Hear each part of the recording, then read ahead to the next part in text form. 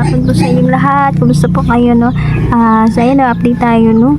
Nako, kaibigang Peter, napakasaya po ng pag-celebrate kahapon, no, sa birthday ng ating Tatay Digong. At saka buong mundo talaga ang nag-celebrate Peter sa kanyang kaarawan. Nako, nakikita ko na daming nagmamahal sa ating mahal na Pangulong si Rodrigo Duterte, at ito yung first time ito sa history na may Pangulo ba na ang mga tao talaga ay sobrang mahal na mahal siya. Palagay nyo ba, kaibigan, mararanasan kaya ito ni BBM, no? Na mahalin din siya ng mga tao tulad nito na si Pangulong Duterte, no? Talagang pinapakita ng mga tao sa kanya na sobrang mahal na mahal siya, no? Kaibigan, ano sa palagay mo, mararanasan din man niya ito, kaibigan, pagdating ng araw?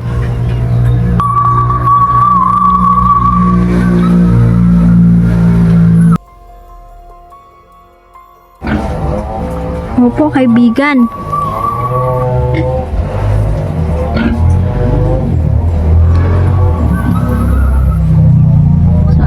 Sabi ni kaibigang Peter, no, hindi daw ito mararanasan ni BBM na mahalin siya ng mga tao. So ayun, nakakalungkot naman, kaibigan, kung gano'n, no. So ayan, itong mga tao talaga ngayon, kaibigan, talagang gising na talaga, no. Tsaka galit na galit talaga sila sa ating presidente na si Marcos, dahil ang mga tao ngayon ay nakikita nila ba at unti-unting nalinawan yung mga taong nagiging bulag dati, no? Ngayon nakikita na nila kung ano ba talaga, no, ang katotohanan na sa administrasyon ni Marcos ngayon, kung ano ba yung pamamalakad. Ibang-iba talaga, no, sa kapanahunan ni Pangulong Duterte at ngayon, no, malaking kaibahan, kaibigan.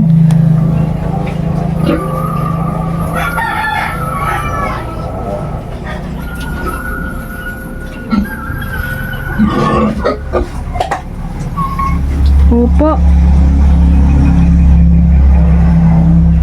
So yun, kaibigan, may tanong po ako. Posible ba, kaibigan, na magka-people's power na talaga ngayon? Kasi nakikita ko po ngayon ay iba ang parang nagkakaroon na, no, ng ang mga tao na ang nagkilos ba ngayon, kaibigan? Posible ba, kaibigan, na magkaroon na ng people's power?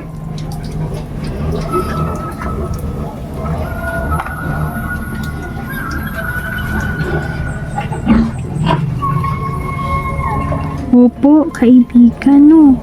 Ay, nako.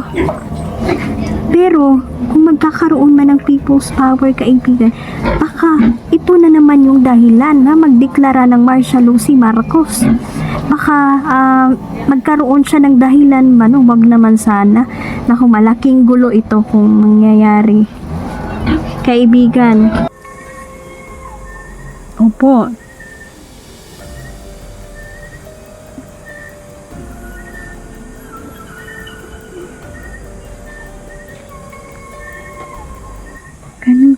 Ganun po ba, kaibigan? So, ayan, no? Pero sana, kaibigan, no, ngayong eleksyon, sana, no internet voting, kasi posible na mahahack ang mga boto. Sana walang dayaan ngayong eleksyon, at vote wisely na talaga ang mga lahat ng tao. Kasi marami pa tayong kahaharapin, no, na hindi magandang mangyayari. Kaya maging wais na tayo sa pagpili, no? Maging wais na talaga sa pagpili ng mamumuno. Yung kaya tayong ipaglaban, yung matapang, no? Yung matapang na leader, may puso, may awa sa mahihirap, yung hindi korap.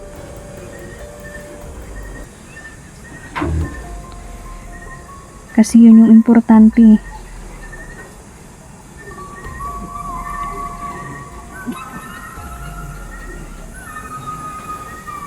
unang-una din no, tatakpin sa Panginoon. No? So ayan no, sana po ay maging payapa na po itong bansa natin, kaibigan, no? Salamat po sa inyong paalala po sa amin.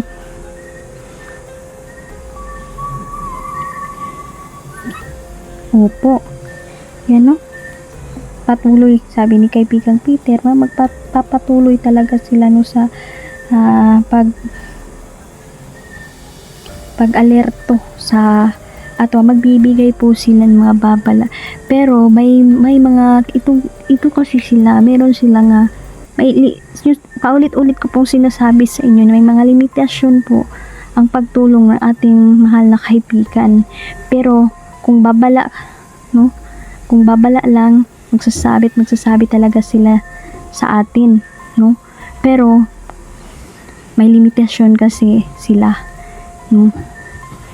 Sa pagtulong. Pero ngayon, itong tulong nila sa atin na pagbabala, malaking tulong na ito para malaman natin kung ano po ang mga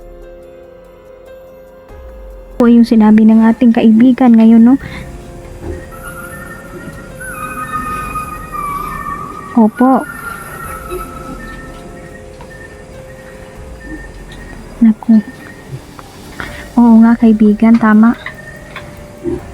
So, nakikita ko po ngayon na buong mundo, lalo na dyan sa ICC kaibigan, galit na ang mga Pilipino OFW na kinulong si Tatay Digong at nakita nila no kung gaano kamahal ng mga Pilipino si Tatay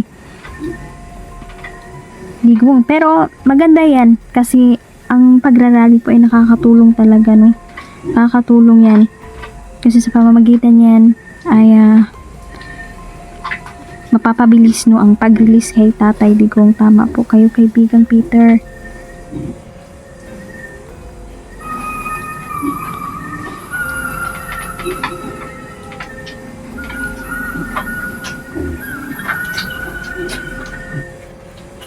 Yan, opo. So, ayan no, nakakabahala naman kaibigan no kung magkakaroon ng people's power. So, parang kung ganun kaibigan ay may chance no na parang sinadya ba itong inisin ng mga tao, no? Or ni BBM no para makapagdeklara siya ng martial law, yung kinakatakutan natin no. So, naman sana kumusta pala ngayon si BBM kaibigan, no? Kumusta siya ngayon?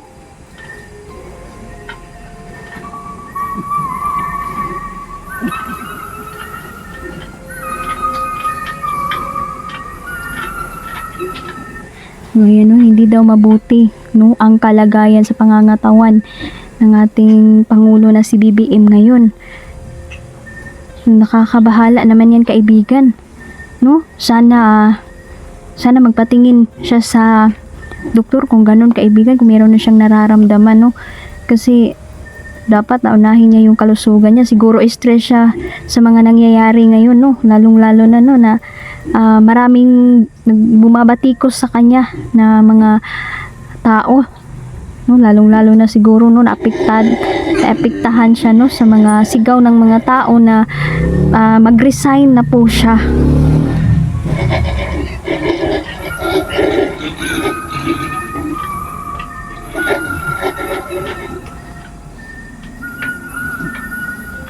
Opo kaibigan no.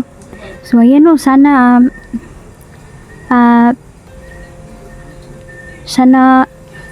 gumaling siya at yan. Pagdarasal pa rin natin ang kagalingan ng BBM no. Sana maharap niya po yung mga pagbabatikos no, kung wala man siyang kasalanan ay magkuan siya ba kanang parang marap talaga siya sa tao at paliwanag niya, mag-explain siya no, para hindi lang kasi sabi ng mga tao kasi kaibigan, itong si Marcos hindi kasi siya humaharap no kaibigan. So ayan no, sana po ay magpatingin po siya sa doktor kasi sabi ni kaibigan no Peter kasi parang malala po yung kalagayan niya ngayon no, dahil yung katawan niya talaga yun ay pabagsak na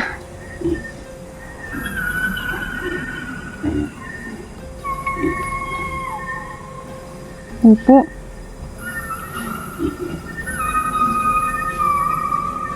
Ay, nako.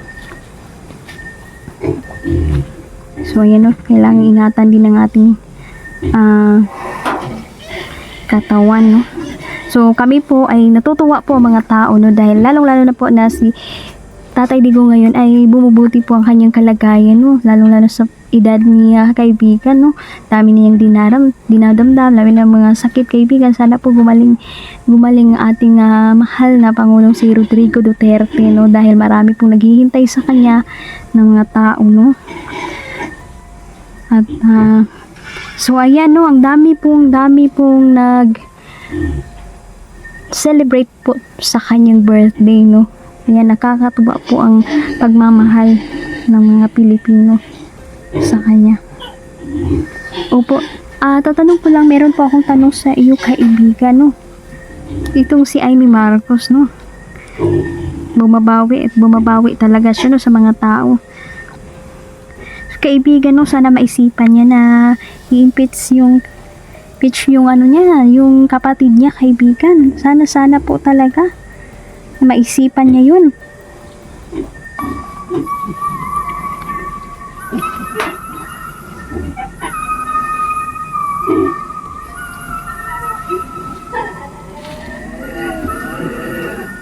Opo, kaibigan.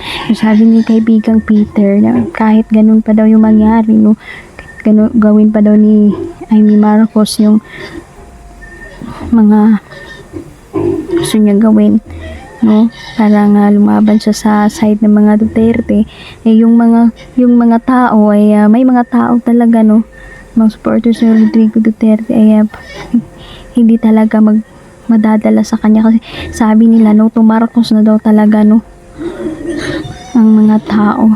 So ayan, no, tingin niyo po parang nagpapabango lang po si Amy Marcos, kaibigan. So pero pabor naman ako, no, pabor tayo, no, sa ginawa ni Amy Marcos, no, na pag-imbestiga. Totoo naman talaga, no, na illegal yung pagdakip kay Tatay Digong.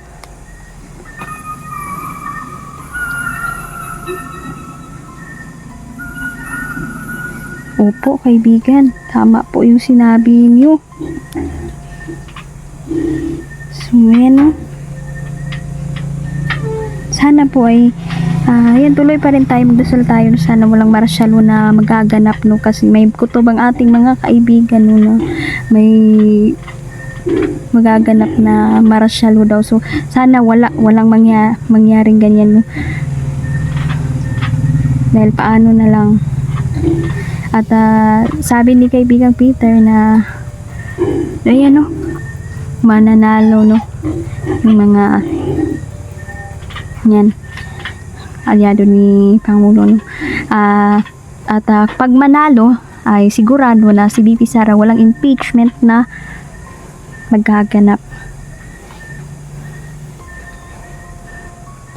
So yan, salamat po kaibigan, no. Salamat po sa inyo sa mga sinabi nyo ngayon, pero nakakalungkot, no, kakalungkot pa rin kasi itong kalagayan pala ni Marcos ngayon, may ininda pala siyang karamdaman sa kanyang katawan, no. So dala na ng stress mga nangyayari, no.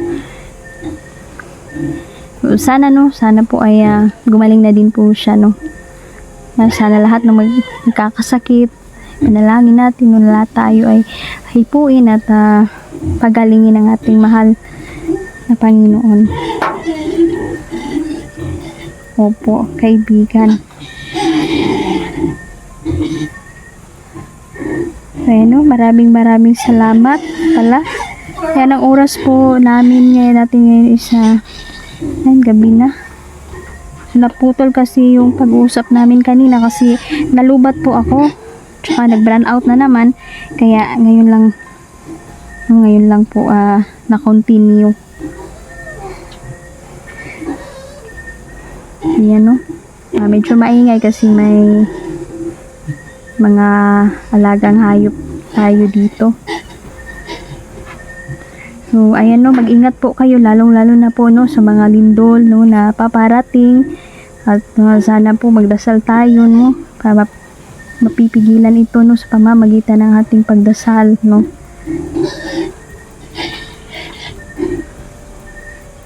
Mag-ingat po kayo no, salamat po sa patuloy ninyong pagsubaybay at suporta. Mananatili tayo update lang po kami, update lang po tayo. At salamat mo. Hanggang dito na lang po. Good night.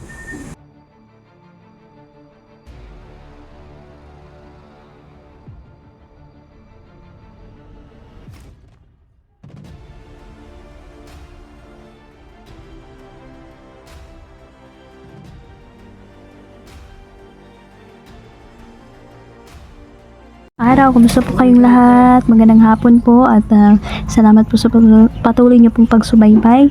So ayan o, kakausapin natin muli si Peter. May mga tatanong tayo sa kanya. Tsaka meron din akong sasabihin sa ating kaibigan. Kaibigan Peter, kumusta po kayo? Kaibigan.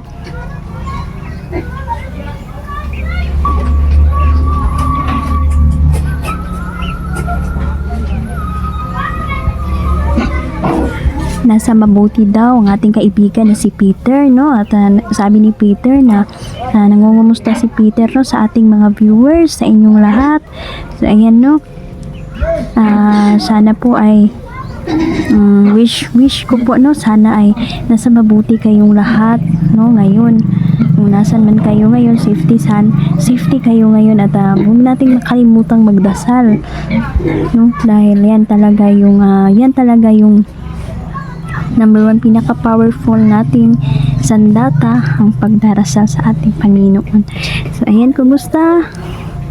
Ayan, kaibigan, no? Grabe na ang mga panghitabo karon, kaibigan, no?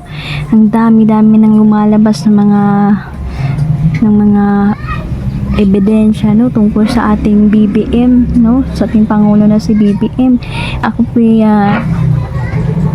nakakabahala no ang kanyang kalagayan ngayon, lalong-lalo na meron po siyang iniindang sakit. Kasi sabi ni Peter ang sakit niya ay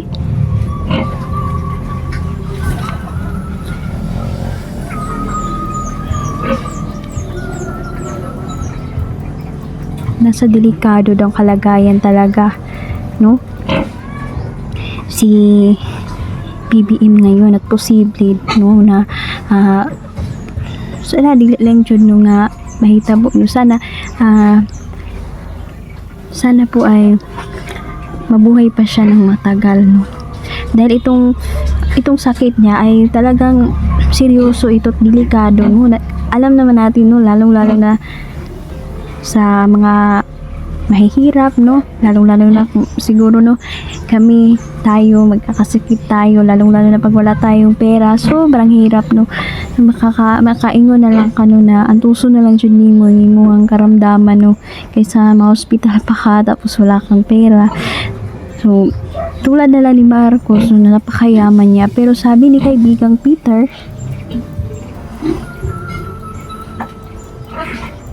hindi po madadala no, hindi po siya maisasalba ng pera niya ngayon sa kanyang kalagayan.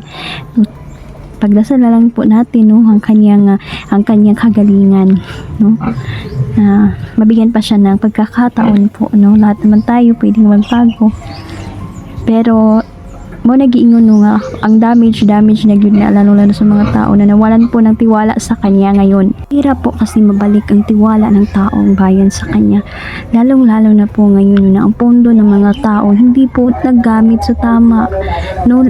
Ang daming korupsyon na nangyayari no. So wala nang tinira sa Pilipino no, sa mga bawat Pilipino no. Sana kung ako pananaw ko lang naman po ito no, na mamili tayo ng namumuno na may puso. Yun lang talaga yung importante, may puso, tapang no, na kaya tayong ipaglaban. Ayan no, opo kaibigan. Tama, no? Sabi ni kaibigang Peter, no, na ang daming nagsasamantala ngayon, lalong-lalo na sa kalagayan ni Tatay Digong ngayon, no, na sinasabi nila na humihingi ng financial yung tila Tatay Digong. Nako, maling-mali, isa po yung maling impormasyon talaga yun, no? Itong mga Pilipino talaga, no, may mga iba talaga na parang sinisiraan, naninira ba. Kaya kaibigan, no, sana maparusahan ng mga to, kaibigan, no, kasi walang mga galang ba, kaibigan.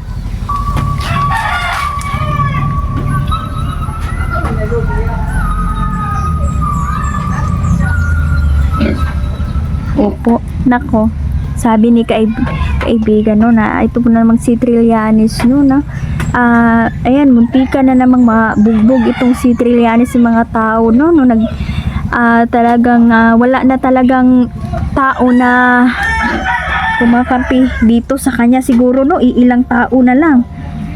Nako,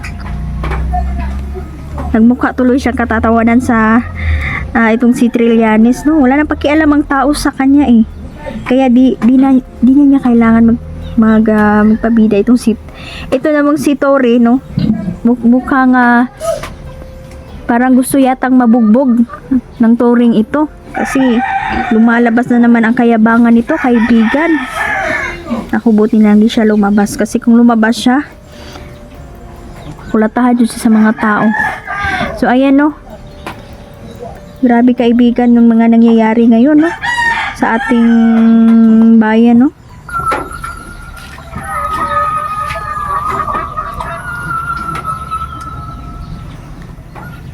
Sabi ni kaibigang Peter, ang mga tao, no, mga tao kasi may mga kaugalian talaga na inggit ba, no.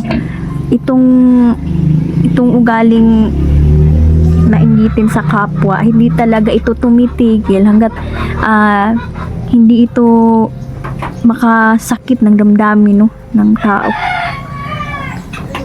Hindi yan mawawala sa isang ligo lang, no. Kaya kung may naiinggit sa inyo, no, hayaan nyo na lang po, no. Pagdasal na lang po natin yan, no, dahil kahit ano pong gawin natin, may mga tao talagang naiinggit sa'yo. Kahit pakitaan mo po yan, no. Sabi ni kaibigang Peter,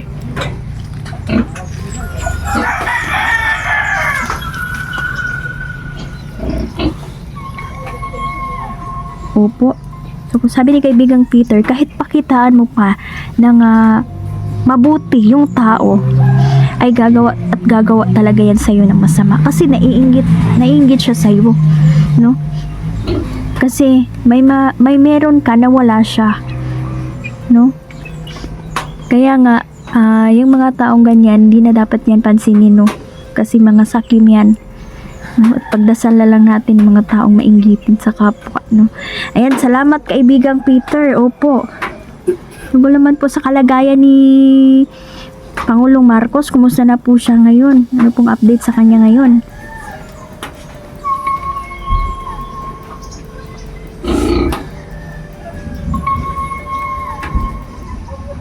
Opo, kaibigan.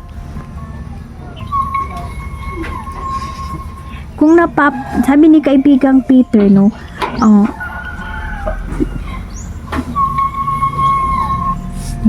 yan talaga yung sinasabi ni kaibigang Peter, no. Ang dami niya mga babala, no, paulit-ulit na mga babala talaga ni kaibigang Peter. Sige po, sasabihin ko po kung ano pong mga sinasabi niya ng mga babala sa atin sa dulo ng aking video.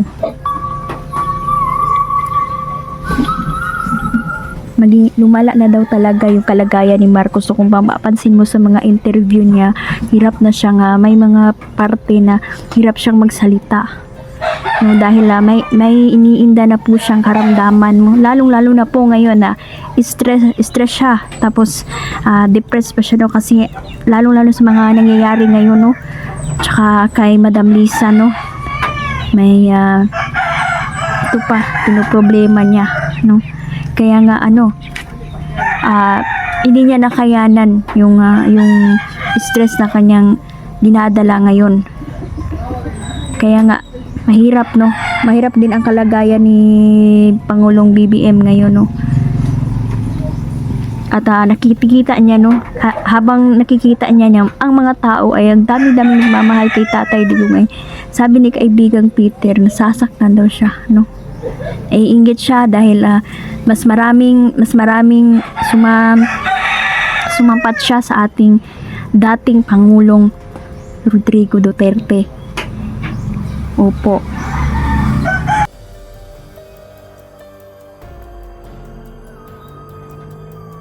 Opo.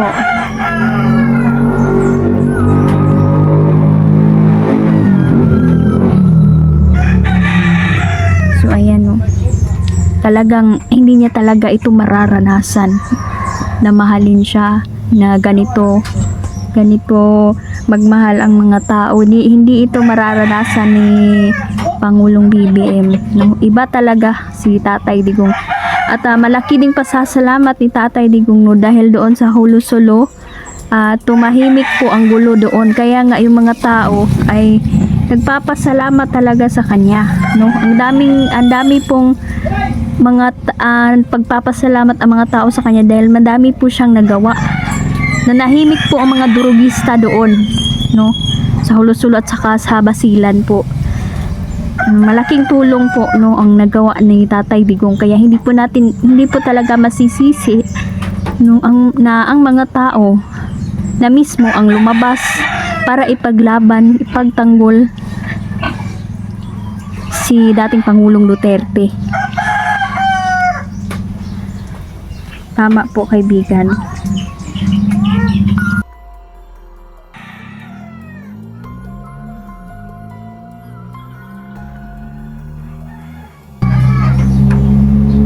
So ayan, no, sana po manatili pa rin ang katahimikan, no, dahil kung sa parte din po nila BBM, siyempre nakikita din natin mga kaibigan na nahihirapan din sila, no, lalong lalo na marami nang lumalabas mga witness sa kanilang mga ginagawa. At saka sa party din, no, sa party ng pamilya ni Pangulong Duterte, siyempre nahihirapan din po sila, no. Siyempre nag-aalala sila sa kanilang sa ating Pangulo dahil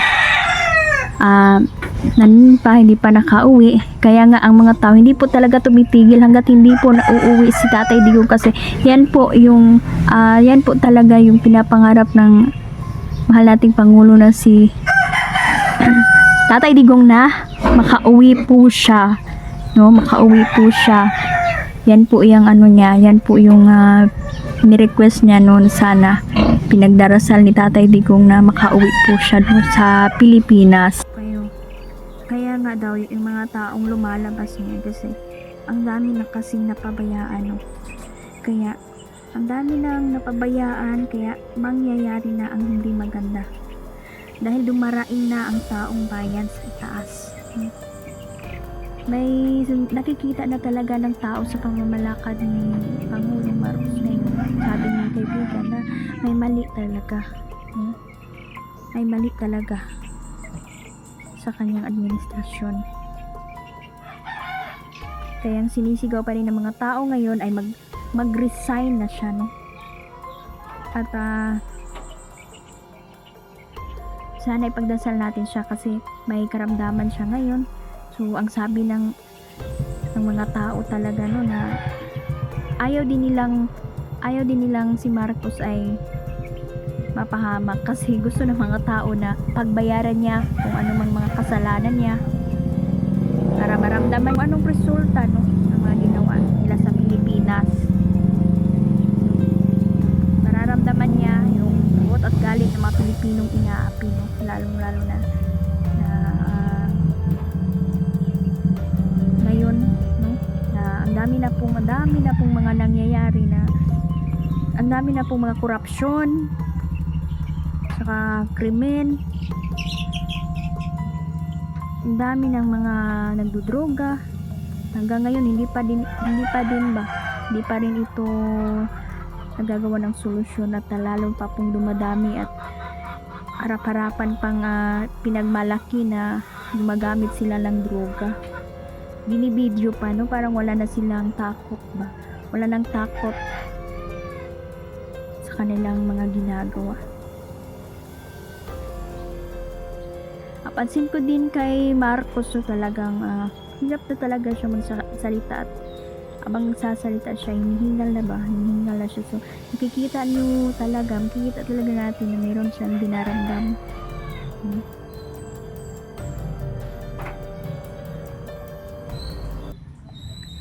Ayan no, mag-ingat tayo no. Hanggang dito na lang po muna no ang ating update ngayon. Sana po maging payapa na po tayo no, dahil marami pa pong mangyayari no.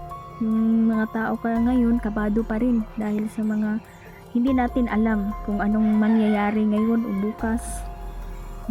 Basta ang sitwasyon talaga ngayon, nasa critical pa tayo sa sitwasyon na marami pong gustong sumakay sa kaguluhan,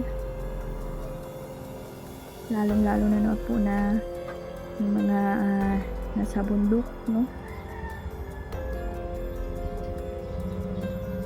Kaya sana po maging maayos po ang lahat, dahil kung sinisigaw ng mga tao ng Marcos resign, hindi po talaga si Marcos magre-resign no, dahil may plano pa po yan, na marami pa siyang plano no, na gusto pa niyang matapos ang kanyang paglilingkod bilang presidente. Sana hindi siya magdeklara ng martial law, dahil hindi na talaga titigil ang mga tao hanggat hindi siya bababa sa pwesto, at malaking gulo kung mangyayari yun no. Gising na po sa katotohanan no, at hindi na po dili na mutuo sa ilaha.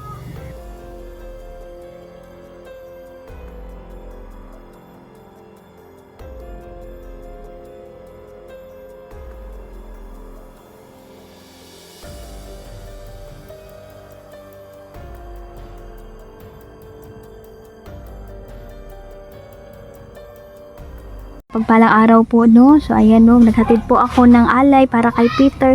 Ito po ay gusto niya no. Ito po ay hupya no, na pinagawa po talaga nun. Wala talaga itong asin no, kasi gusto ni Peter kumain ng obi no, obi na hupya. Yan po yung niya, palagi niyang nire-request sa akin, at sa bukas ay nakakita na din ako ng hupya na may hupya na obi. So ayan no, grabe ang saya ni Peter ngayon no. Ang saya-saya naman ng ating kaibigan. Para talaga yan sa'yo, kaibigang Peter.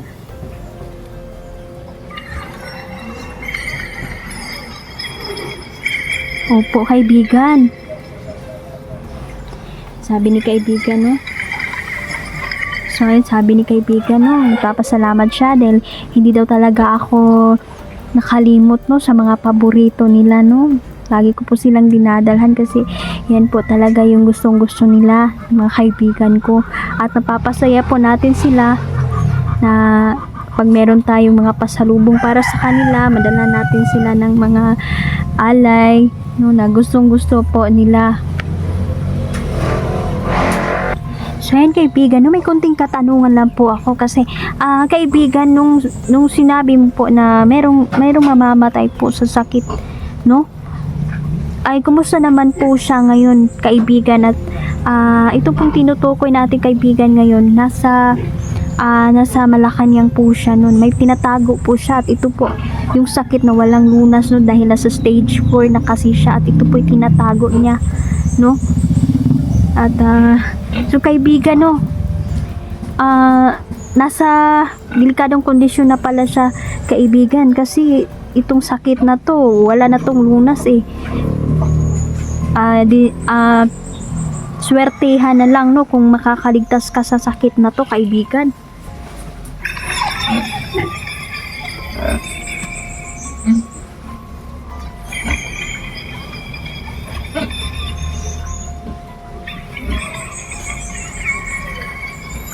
Ayan no, yung totoo daw no, malalaman na lang daw at mababalitaan na lang daw natin no ang mga mangyayari. Kawawa naman kaibigan kung ganun. Nako,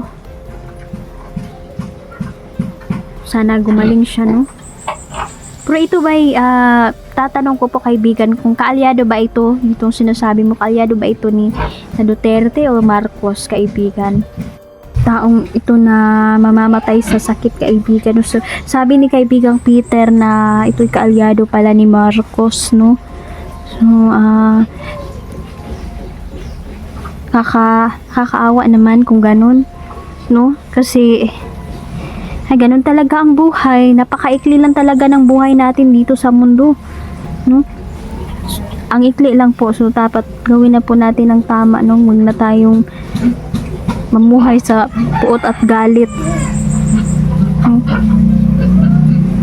Pero itong mga taong bayan na sinisigaw talaga nila na gusto nila na mapanagot yung mga kurap na namumuno ngayon, ay hindi din natin sila masisisi, no? Ang mga tao, kasi karapatan din po nila yon na karapatan nila na mupingog sila ba, no? Dahil grabe na po ang korupsyon ngayon talaga. Korupsyon, kriminal, laganap na talaga, lalong-lalo na po yung mga droga ngayon. Nakikita nyo sa mga balita, ang dami-dami na pong dami-dami ng nagkalat ngayon na mga masasamang tao.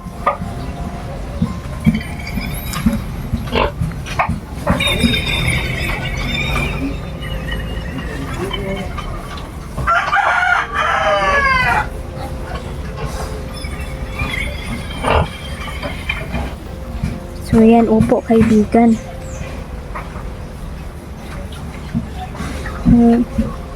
Ayan, no, sana po, no, ito po ay sana po ay makabalik na po talaga si Tatay Digong, kaibigan, no. At ito'y hangad pa rin ng mga tao na mabalik siya dito sa Pilipinas. Si Tatay Digong ay matanda na po siya, no. Sana po ay tuloy-tuloy na ang kanyang pag-uwi, kaibigan.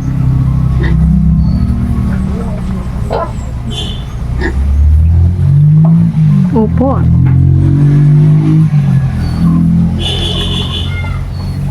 Tama po kayo.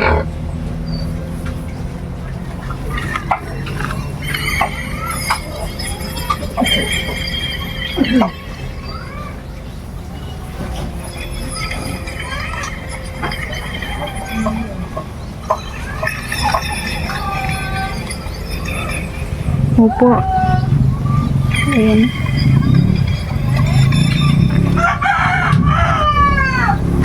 Ayan, no, sabi ni Peter, no, na talagang gulong-gulo talaga.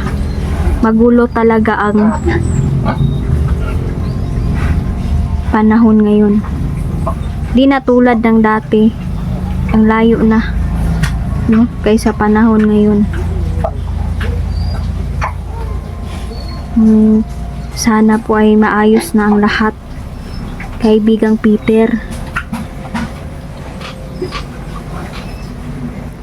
So, ano, sabi ni kaibigang Peter na ang dami-dami pa rin, mga libo-libo pa rin, no, na hindi lumalabas ngayon. Pero mga supporter ito ni Duterte, no? At ang mga ito ay lalabas dahil babawi ito sa eleksyon, no? Hindi man sila nakasama sa rally, yung ilan, sabi ni kaibigang Peter, pero babawi sila sa eleksyon, no? So kung ikukumpara mo pala, marami pala ang supporter ni Duterte kaysa kay Marcos ngayon, kaibigan. Ang sabi ni kaibigang Peter, bantayan talaga ngayong eleksyon na to. Dapat mahigpit ang seguridad, no, ng mga nagbabantay ngayon sa ngayong halalan. Kasi sabi ni Peter, may dayaan talaga na magaganap ngayon. Imposible daw na walang dayaan na magaganap, lalong-lalo na alam na ng mga kalaban na medyo tagilid na sila pagdating sa eleksyon, kasi sa dami-dami pong supporter na nakasuporta ngayon, no, sa isang kampo, ay parang tagilid po ang kalaban ngayon.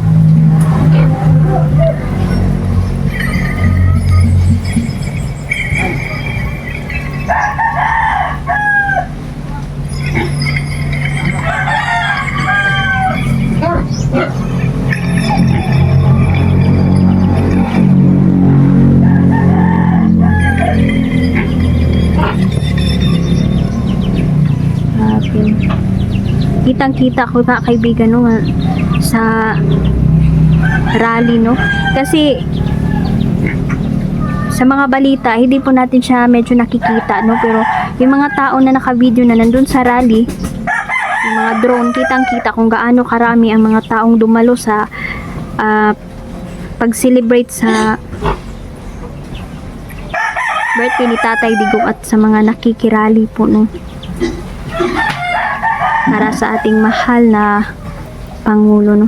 Kasi yung ilan kasi no, sabi kasi ng ilan no, sino ba ang hindi manggigigil no kung iisipin mo 80 years old senior na isang magulang at parang halimbawa magulang mo tinapon sa malayong lugar na malamig at mag-isa, kung isipin mo ano yung mararamdaman mo, di ba? Manggagalaiti ka talaga sa galit. Yun yung nararamdaman ng tao dito kasi ang turing nila kay Tatay Digong isa ng magulang no? Kaya mga tao talaga ngayon ay galit at buot talaga ang kanilang nararamdaman kay Marcos.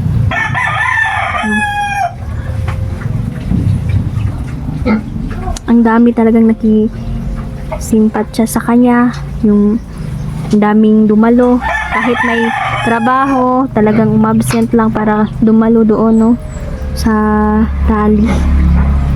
Grabe yung pagmamahal nila no. Grabe ang pagmamahal nila sa ating dating Pangulong si Rodrigo Duterte, lalong-lalo na yung mga OFW no. Napatuloy pa rin sila na sumusuporta ngayon.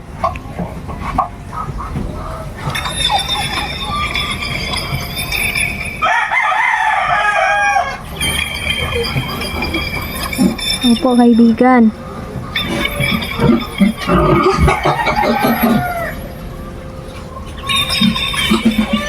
So ayan no. Ang hirap, lalong-lalo na yung mga mahihirap. Yung ilan nakakatanggap ng mga ayuda, pero hindi naman lahat, pinipili lang. Tsaka pinagmamalaki at yayabang ang mga ayuda. Ano pang meron sa ayuda? No? Masaya sa isang araw. Dahil nakatanggap ka ng ayuda. Pero ang mga tao ngayon, tatanggap lang ng ayuda, ngunit alam na nila kung sino talaga yung pipiliin nila pagdating sa eleksyon. Kaya ngayon mga tao, yung mga nag-attend ng rally, kailangan talaga na bubuto talaga no. Kasi useless food kung dili mo buto, wala no. Kung pinaglalaban mo ay hindi mo mabigyan ng hustisya kasi hindi ka bumuto. Mahalaga ang buto kasi natin no, para matabangan nato ang gusto nato sa na mapili no, sa atong gusto nga maglingkod sa bayan. Yun yung ano dito mahalaga no. Opo.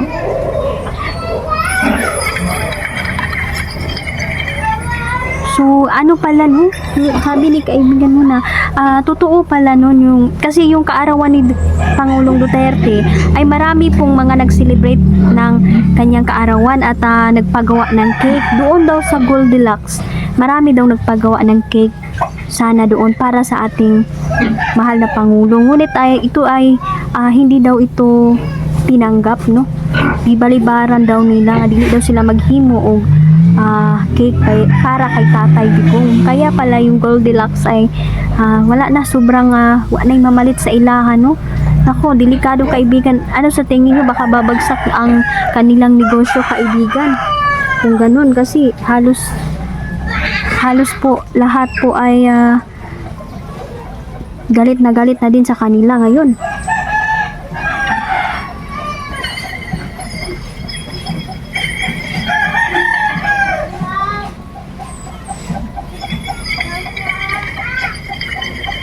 Opo.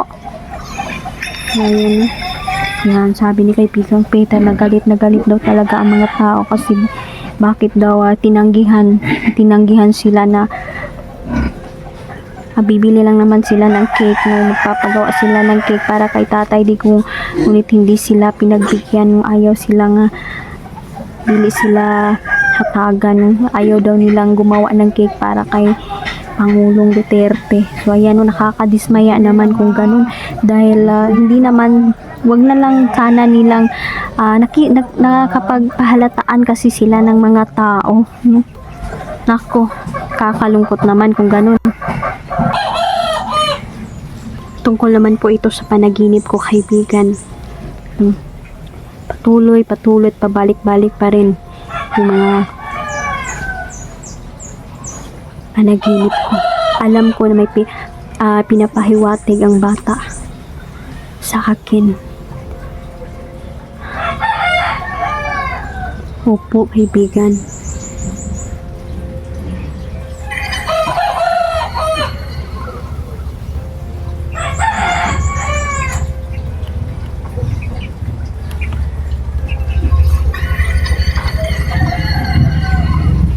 Nilinisin daw talaga ang mga tao.